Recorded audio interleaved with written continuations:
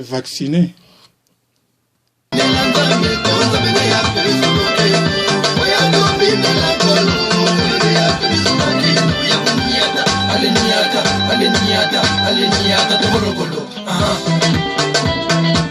Les demi-dieux, Ahmed Bakayoko, fort, Asseni Marco Camara, l'homme du peuple, African James Bond, Didier Drogba, le numéro 9, Samuel Eto'o, Yayous, Yaya Touré, le Phénix, Rigobert Sombre, Alexandre Sombre, les snipers togolais, Emmanuel Adibayor, Matumona Roum, Chancel Mbemba, Azmat, Congo Cash. Nako beta masolo oyo to kosolola ya lelo na makambo mwa mike oyo ezali koleka na kati ya République démocratique du Congo to kosolola masolo oyo ezali kobetama. Na biso ya lelo toko yebisa binzo ke balobaki ndeko na biso oyo John Numbi akimaki azalaki na Zimbabwe suite à ba mwa ba enquête mike oyo toyeko yebaki ye atikali kobima na République démocratique du Congo te azali kaka na kati ya République démocratique du Congo mais ekomi je ya kukule esika azali baza koyeba te bobata minde eleki mingi. Population ya Kivu oyo boyokaki population ya Kivu na Beni na Butembo batikali kotelema suite ya lisolo oyo etikali kobetama na liboso ya bureau ya Monisco batikalaki koboma butu moko place wana. Alors population a posé question moko ezali simple ke neni liboso ya Monisco place garde azali babomi mutu. Donc ezali likambo ba pep ba ndeko na biso ya Kivu oya Beni na Butembo ba telemeli masolongo ba pesaki Monisco 10 jours pote alongwa na kati ya nini. Na basi je crois bien que bandeko wana bazali tout à fait na torte ezali ko s'expliquer te parce que totali sake liboso place garde azali ya Monisco batikali koboma mutu. Donc solution ezali soit bato Monisco bato boma kiye soit négligence na bango. On n'arrive pas à comprendre cette situation mais saisir cette situation wana.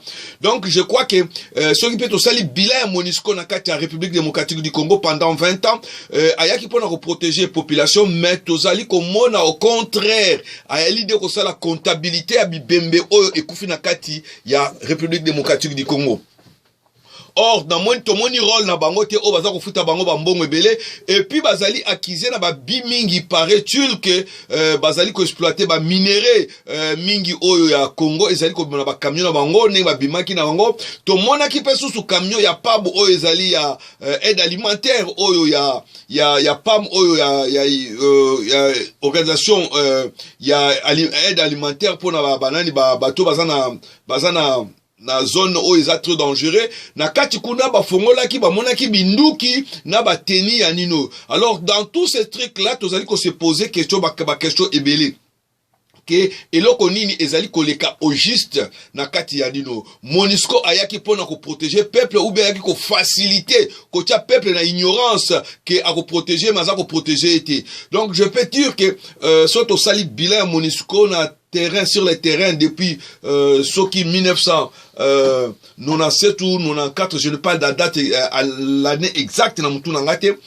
Tozo compter au moins, tozo déplorer au moins une affaire de 12 à 10 millions de morts na kati ya nord ya Kivu.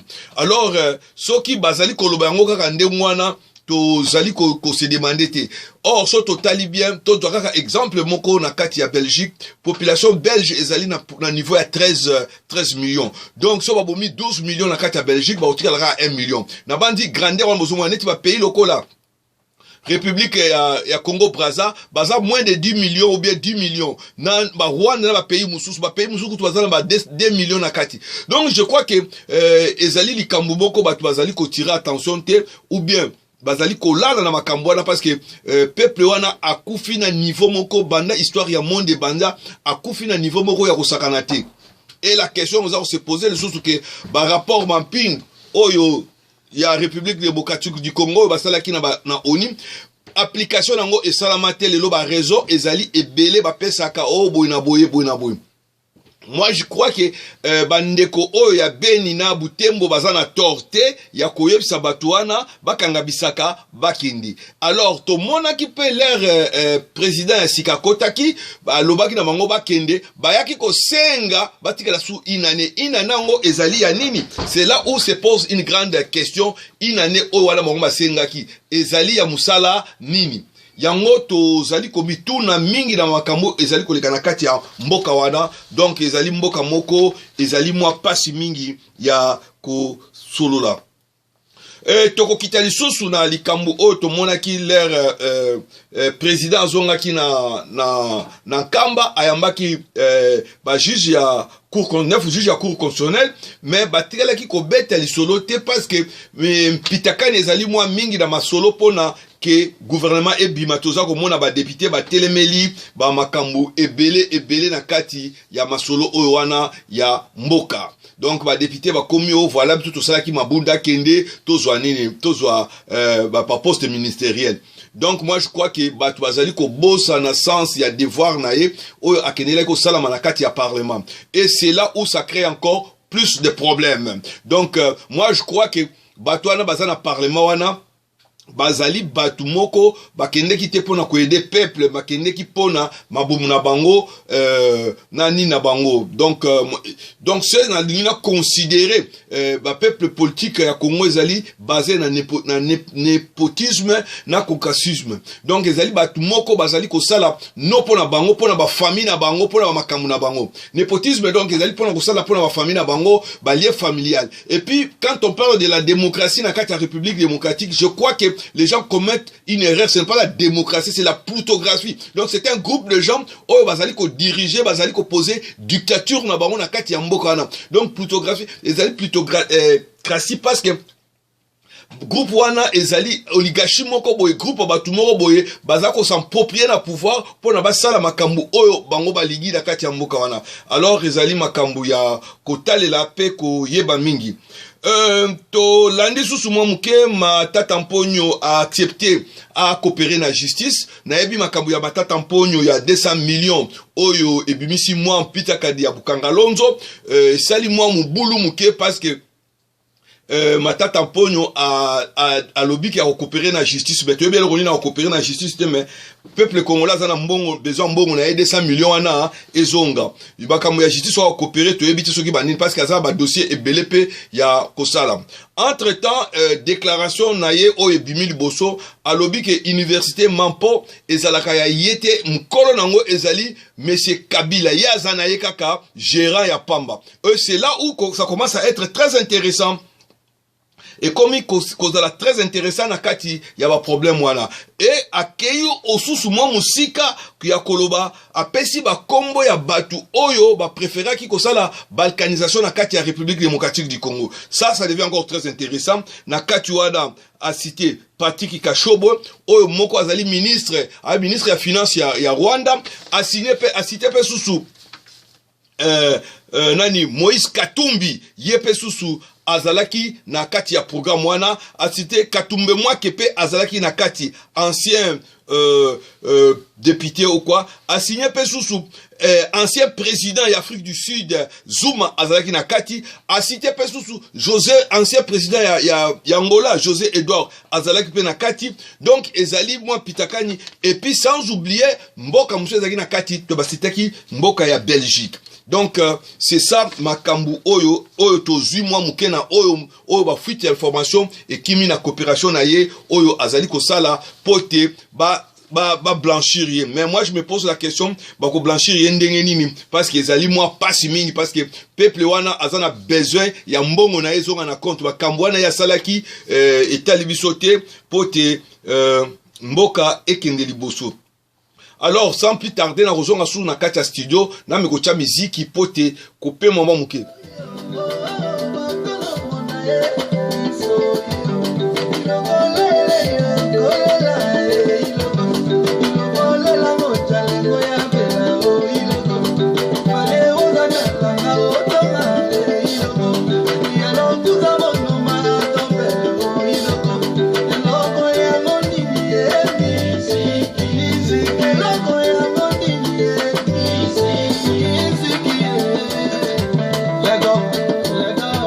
Lego, Lego, le 2 juillet, bigote mena foi.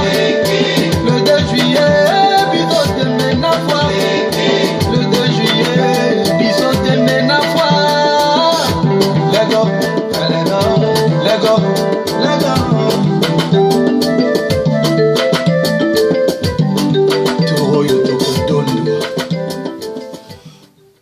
Tozongi na kati ya radio na biso pote kosolola masolo oyo ezali koleka na kati ya mboka na biso na koyebisa lisusu boyeke Senko a déclaré pe lisusu faut organiser groupe moko bakini kosala ba enquête na kati ya est ya république pona ba yeba problème ya ba rebelle oyo ezali koleka to mona ki pe sous groupe ba parlementaire ba organiser nini moko groupe moko pona ba kosala ba enquête kuna.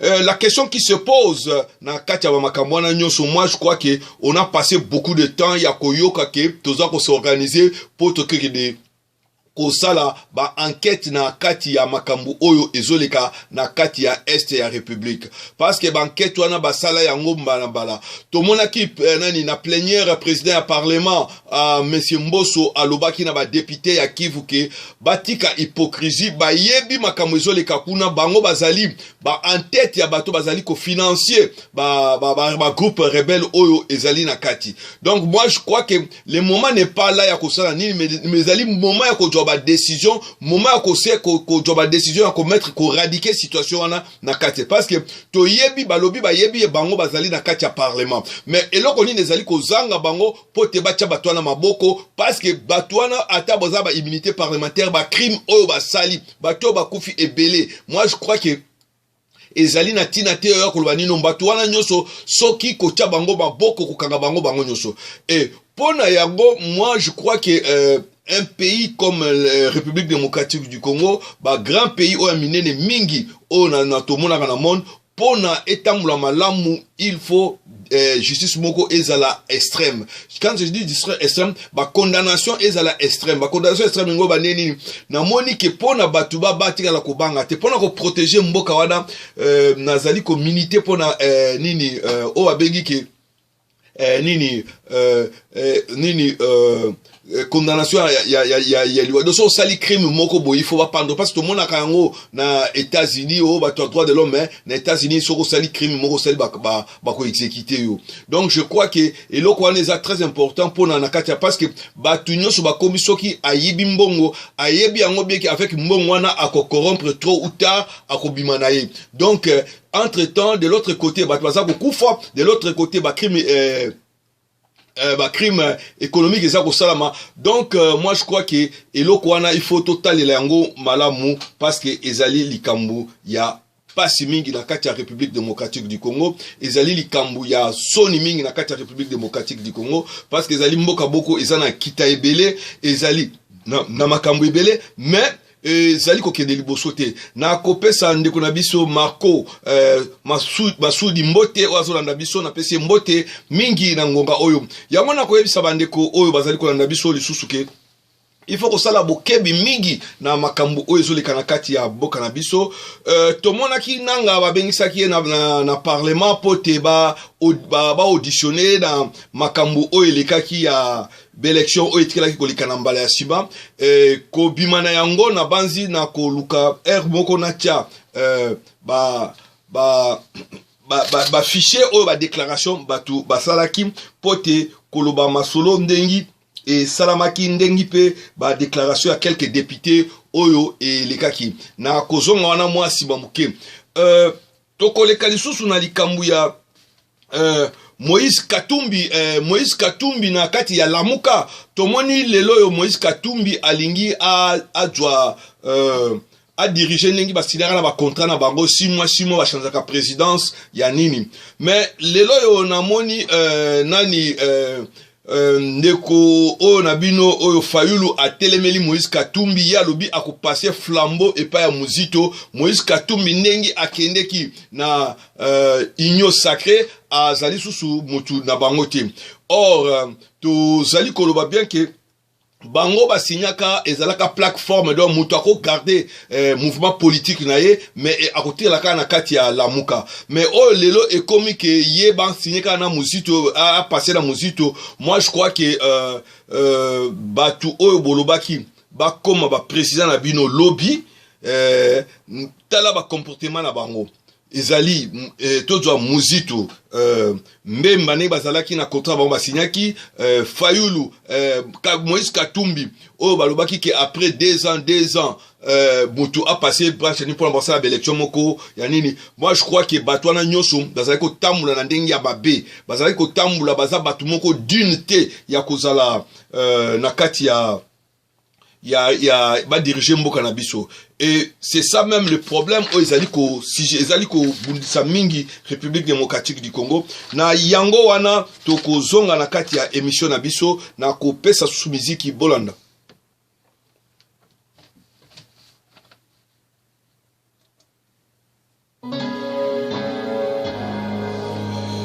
Otimbi na timbelio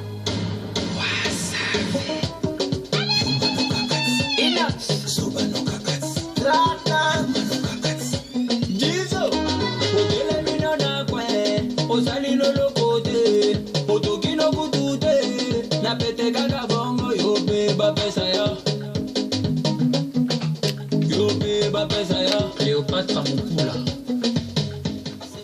Il photo akabata la tête. Voilà, après ça t'a la tête.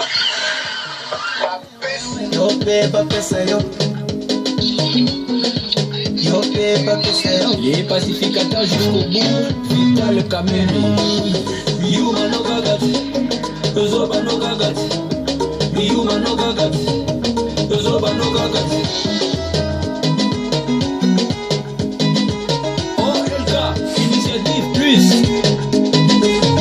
Toza Golia, toza Gomela, toyena programme. Liete, yope bapezaya. Yope bapezaya. Kilo Bumunda, Jean-Paul Bichoueka. Obani Boula. L'abandon. Le gouvernement congolais a boyi kopé sa mbongo pour récolter ma sangouane. Et ça les bisous kokamwa. Bobo Salateke na kata Congo oyo. Nous avons à peu près 20 millions de Congolais. Oyo bazali na insécurité alimentaire. 20 millions de Congolais. C'est trop. Comment l'État congolais peut être capable d'abandonner 6 000 tonnes de maïs? Et ça dit scandale. Et surtout que nous avons appris qu'un responsable de la présidence à Lobi Boy, que ceux qui m'assemblent et pour la langue. Au ce moment-là, ce sont des Malobamogo, eux, irresponsables. Et nous avons aussi appris qu'il y a une structure canadienne, une compagnie canadienne qui souhaiterait acheter Bukangalonzo. Angi Asomba Bukangalonzo, pour la colonne à Masamote Bekasi, pour la colonne à Diamba, cannabis. Na Congo Ondeko. Est-ce que vous avez la posa à Diamba? Vous avez la posa à Bilei? Vous avez la posa à Masango? Vous avez la posa à Manioko? Batbali à Batonda? Mais comment est-ce qu'aujourd'hui, certains responsables politiques, surtout au président de la République, balingi bateka Bukangalonzo boatia Diamba. Yango tolobi, non et non. Bukangalonzo salamaki po balona Masango, balona Manioko, batika biso na Bukangalonzo la biso.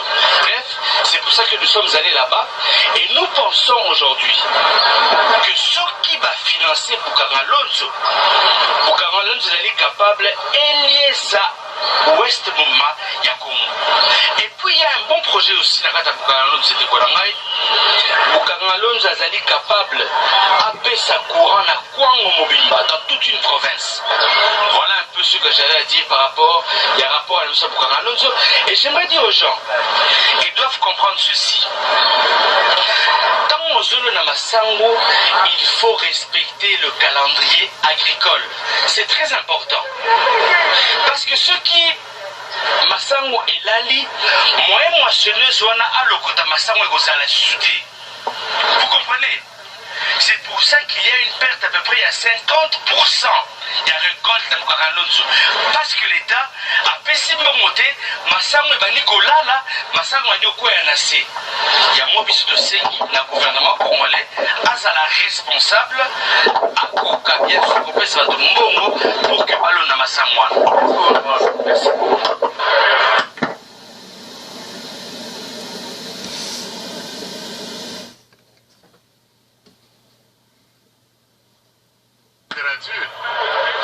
C'est de la littérature parce que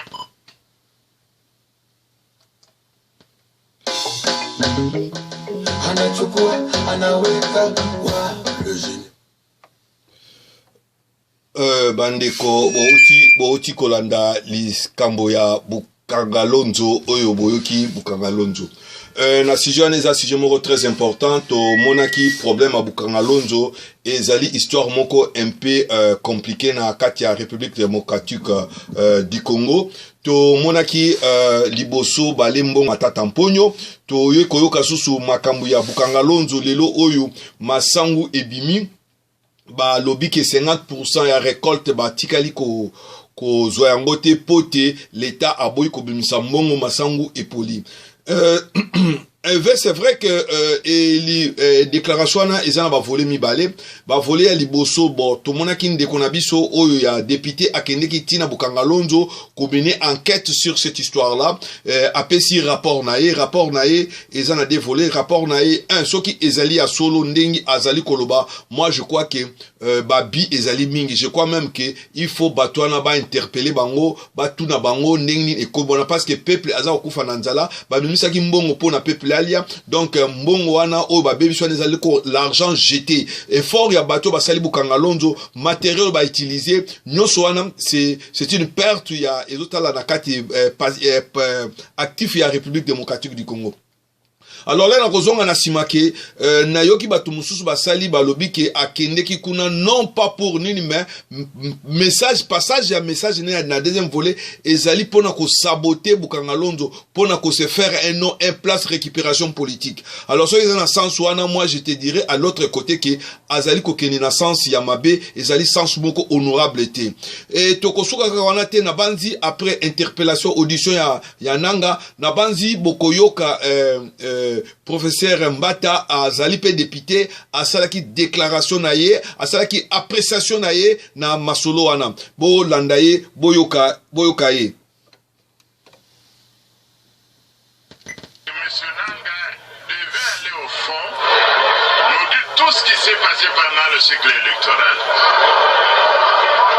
Parce que c'est ce qu'il a fait, ce qui a été fait n'a pas été parfait. Ça c'est une bonne chose, une première chose. Deuxième chose, il ne faut pas revenir sur le fait que nous, parce que nous avons été élus députés, la CENI a fait son travail. Nos députés nationaux, le président de la République, nous ne sommes pas là par la volonté de M. Nanga de la CENI. Nous sommes là par la volonté du peuple et la CENI n'a fait que son travail comme toutes les autres institutions. Ici, l'une des choses que M. Nanga doit nous dire, c'est au sujet de la gestion de la CENI. Parce qu'on vous dit par exemple que les machines à voter, il part de 1400 alors qu'ailleurs c'est $500. Où est parti l'argent? Et puis les gens doivent avoir le... Azali tata moko te ya kopesa confiance parce que na yebi bizaleli na ye mais tokoyoka sikoyo lokuta ya tata oyo ndengi azali na bantu bokola na ngai bokoyoka bien.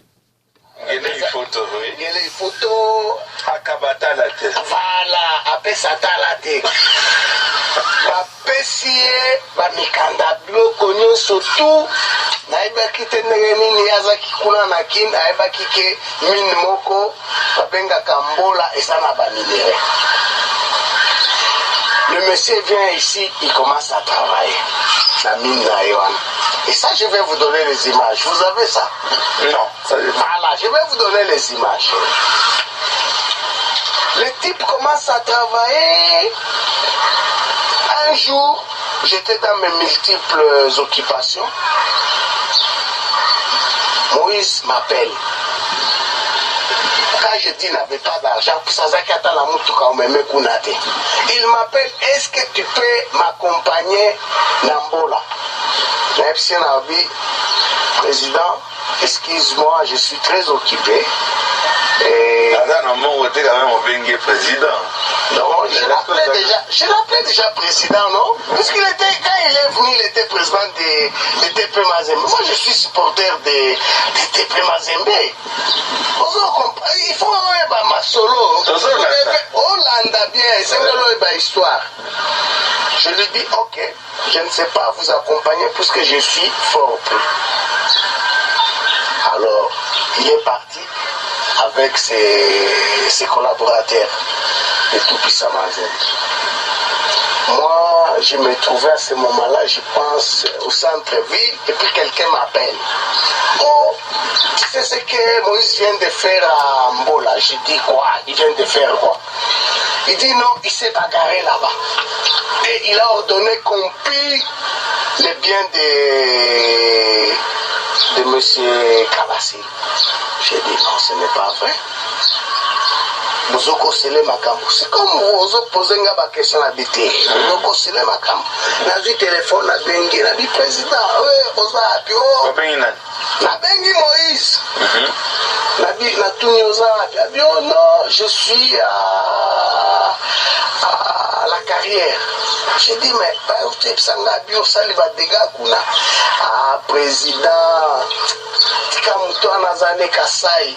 et non, président, tu ne peux pas faire des histoires comme ça. Pourquoi on était ensemble avec lui. Tu n'es pas ça, il travaille dans le Libanais, moko, bimisa ba minéré, bazo futa ba tout bien. J'ai dit même bazo futa ba tout bien. Problème nous a. Tu comprends? Et le lendemain, ba minéré on a ba piaki, ba creuser. Atindi mutune moko Kamwanya, babenga ke Kamwanya. Il va là-bas à récupérer un gonyo sabi tozo et la binombongo. Ayo teka ngwa na société donc. Comment on a bililité bakobat ayo teka ngwa. Tango teka ngwa. Cobalt na état brut et so ba quantité pas na kobimisa nefiste 1 kilo. C'est là na domaine. C'est là la kansi bloc ozo poser nga, c'est plus ozo mona ngoli. Curiosité. Ba minéral na bazo tango na ba sac ya 50 kg. Antenne à Vodacom na niveau ya quartier 3. Ozo préparer so ba quitter là ba mo ba kinde ko kanga ba ngoli biso.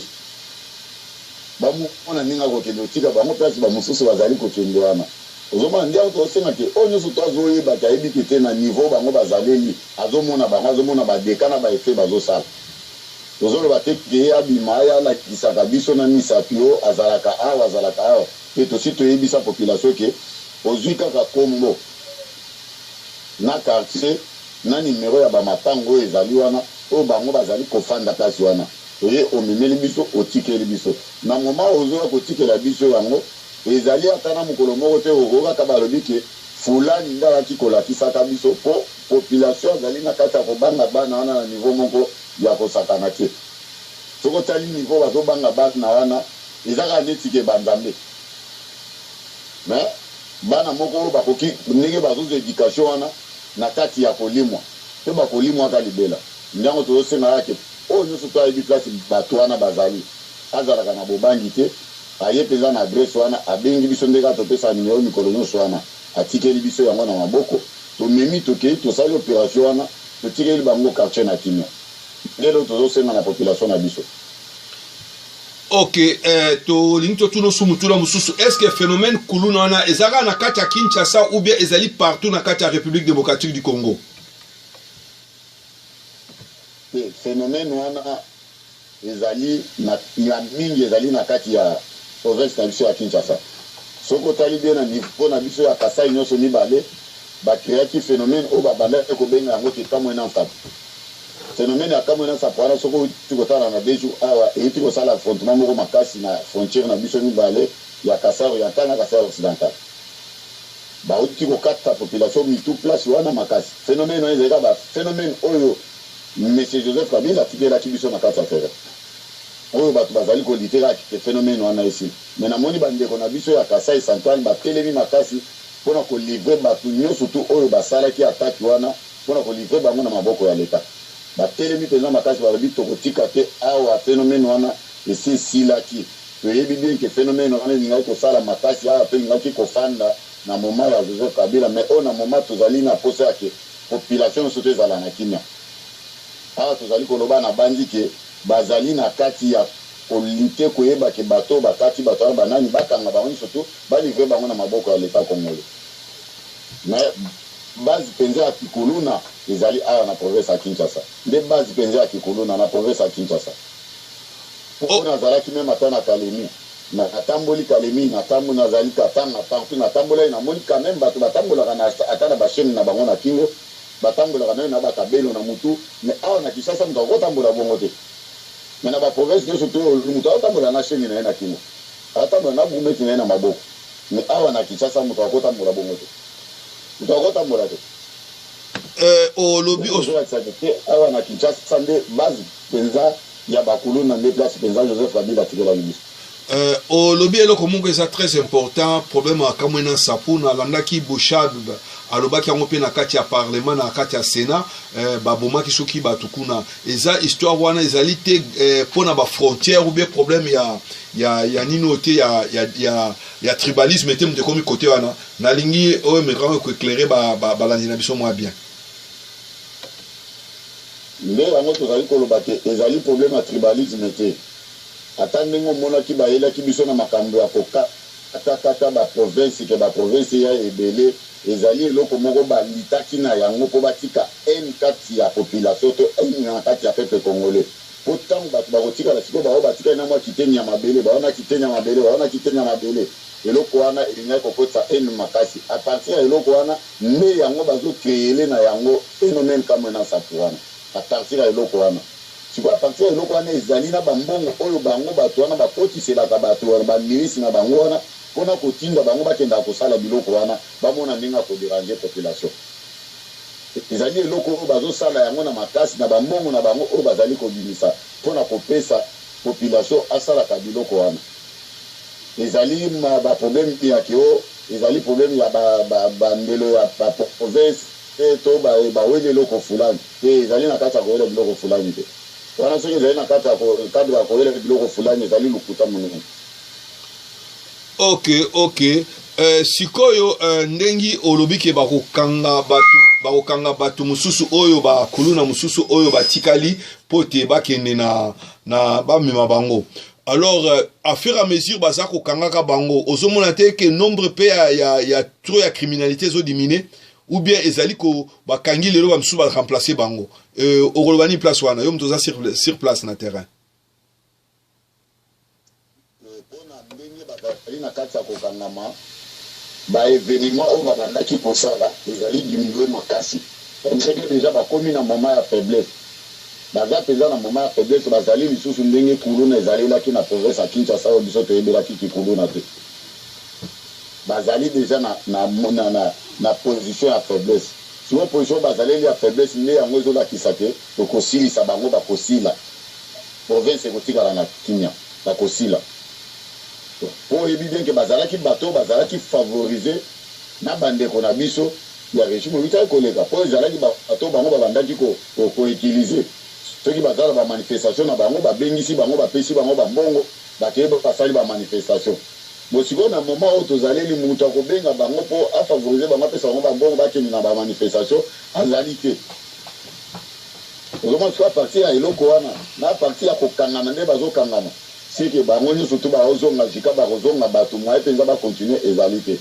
pepe congolais asa komi vigila papa asa yebi ke banio biso mosusu oyo bazali na vision ya mokonzi ya mboka te ezali mpasi makasi mpona kosoutenir biso bakoki kondima te bakosoutenir biso te bayebi bien ke phénomène wana ezali phénomène oyo ezobundisa bato bango bazalaki na bango siko ntango bazomona ke tozobundisa bato wana oyo bango babandaki kosala na bango bamanifestation seki ekozala mpasi mpo bato wana basoutenir bino na moma wana nde yango tosengaka soutien ya makasi oyo ekoki kosauve biso tosengaka yango na maboko ya mokonzi ya mboka nde moto akoki kosoutenir biso makasi mpona nini mpona okoza yebisa mwa moke ata ndenge toyibaka kaka mwa moke na moma oyo tozaleli me tozobeta koto oyo tobeti koto oyo tobeti koto soki tolingi totala bien na bambula oyo eutaki kotikala ya sika tozwaki mwa bamessage ya koyeba te po maréchal na biso oyo ya Congo central etongamaka etongisa boulevard na biso oyo tozali na yango na kati ya Kinshasa.